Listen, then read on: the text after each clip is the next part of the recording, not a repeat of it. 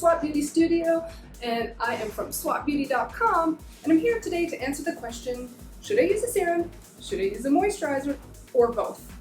The answer is both, because they both have very different roles for the skin and different functions. So let's talk about serums.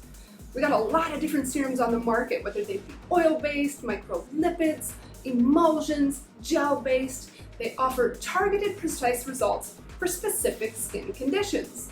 Your serums have the ability to penetrate the layers of the skin at a deeper level than your moisturizer because the molecules are smaller.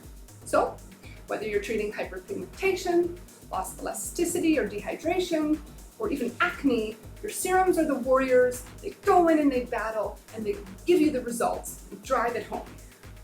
Your moisturizers, on the other hand, I like that they use the analogy of the shell on a tortoise or the shell on a turtle, because your moisturizer goes in and first seals in all those active ingredients and all the benefits of the serums. And they act as the defense mechanism and the shield for your skin barrier.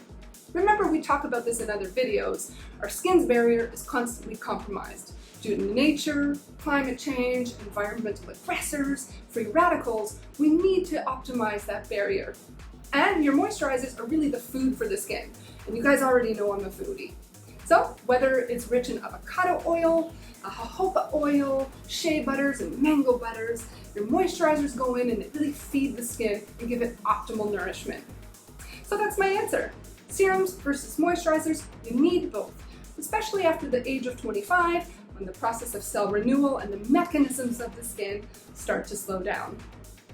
I'm Heather Stockley. Don't forget to visit swatbeauty.com, and our new course is coming on Udemy. Have a super day!